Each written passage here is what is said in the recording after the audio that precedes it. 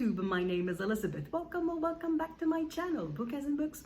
This video is an impromptu video. I simply want to wish you a happy framed in September because this is September 1, it's Labor Day, I'm not working, so I thought this is the perfect occasion to film a little something. So I'm going to film my pile of possibilities for Frame. What is Framed? It's a readathon where you are invited to read about the arts. I am one of the co-hosts with Greg from Another Bibliophile Reads, Anna from Anna's Books, and Heather from the channel Heather Greg, so it's basically her name.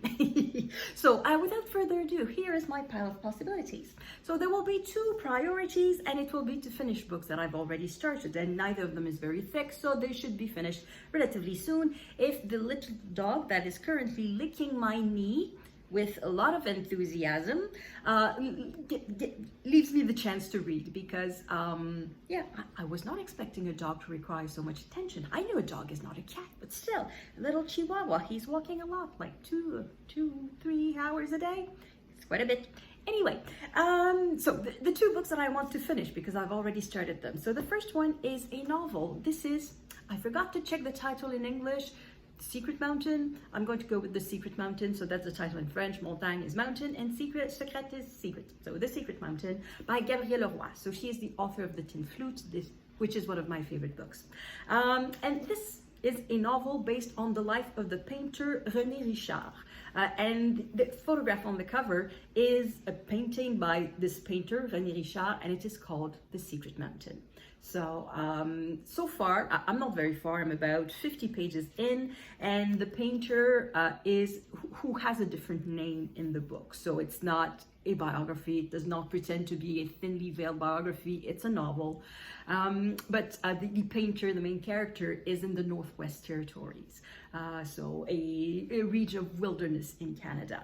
At least where he is. There are a few towns in there, but where the painter is, he's in the middle of nowhere, traveling by canoe and fishing and hunting to get food and all of that.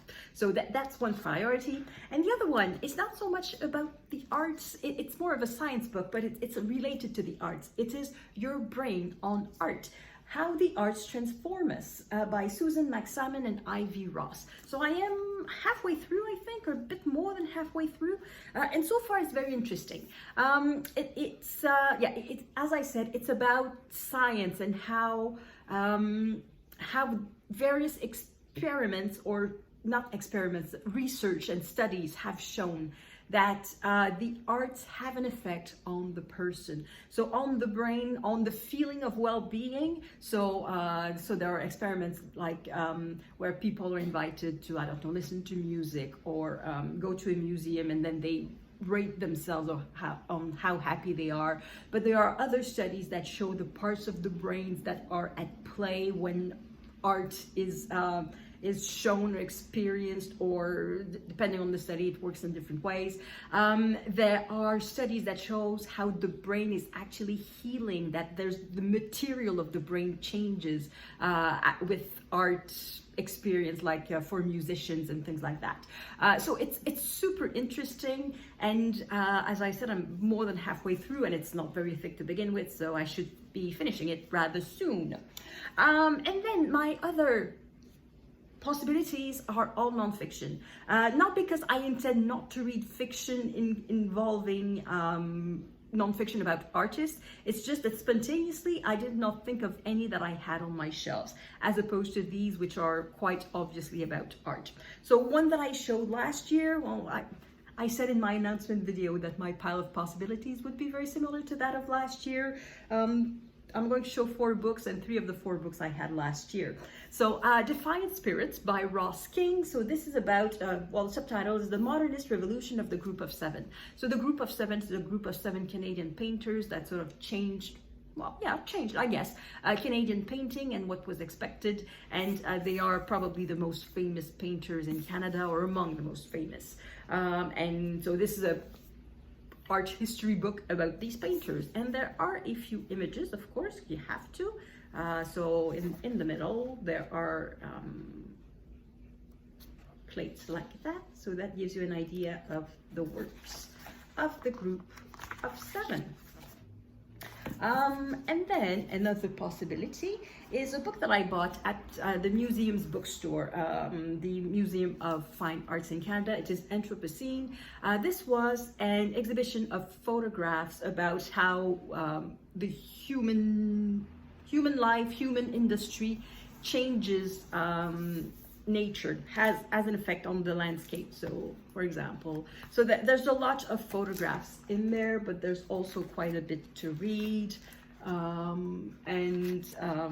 Yeah, so I'm interested in reading that. I did not see the exhibition, but I did buy the book, like as I said, in the museum's bookstore. Parker, stop it. Stop. Next is a book about music, A Sound Mine, How I Fell in Love with Classical Music and Decided to Rewrite Its Entire History by Paul Morley. I've had that book for quite a while. Actually, I bought it, I think, the year it came out, and that was probably 2021.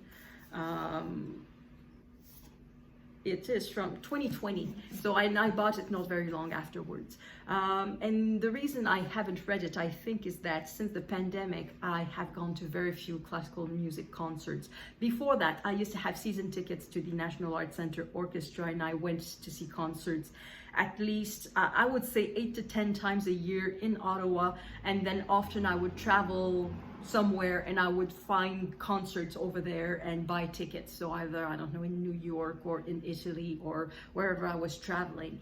And since the pandemic, I haven't really done that. In a way, I sort of fell out of love with classical music. So I think it's going to be one of my, I'm just deciding that right now. It's going to be one of my objectives for Framed in September, to get back to listening to more classical music. They are a bit out of frame. Well, they are completely out of the frame, but just over there, I have a bunch of books about classical musics that are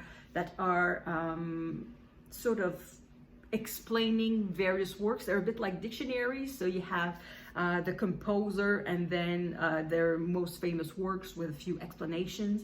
So I think what I'm going to do, I'm going to go back to these books and just opening them at random and listening to various pieces, because now it's so easy to listen to different pieces. There's a lot on YouTube, but there's also on the various streaming services like Spotify or Apple Music or other things like that. It's super easy to have access to tons and tons of music. So I think that's what I'm going to do. That's what I'm going to do. So perhaps this book is suddenly becoming a bit more probable. And then last possibility is a book that I picked up in a little free library while walking my absolutely adorable little dog. It is, the cover doesn't tell you much, it is Art in the Lives of Ordinary Romans, Visual Representation and Non-Elite Viewers in Italy from 100 BC to AD 315, and it is by John Clark. So this is a textbook, so I don't know how fascinating it is to read just like this. I'll give it a try, I suppose, and then I'll see. If it's not that interesting, well, I'm not going to fight with it, because as I said, I just picked it up while walking the dog.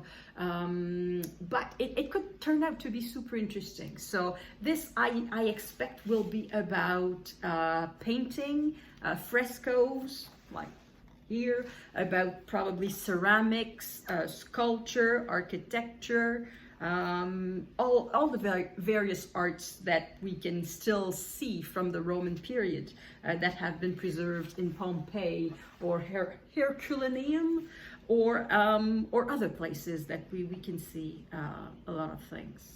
Like this one, I don't know where that is, but that's gorgeous. Anyway, so that's it for the pile of possibilities for Framed in September. I hope that you're going to join us. The readathon is super simple. Simply read a book about the arts. It could be fiction, it could be non-fiction, and we define arts very broadly. In fact, it's you who is going to define art, and I would say it's anything that involves creativity, just for the sake of creativity. So not necessarily creativity to make money, but just creativity for the pleasure of creating something. So with that, thank you very much for watching, and I will see you in the next video. Hey Parker, wanna say hello? Hello. Okay, not that interesting. Okay, thank you everyone for watching, and I will see you in the next video. À la prochaine.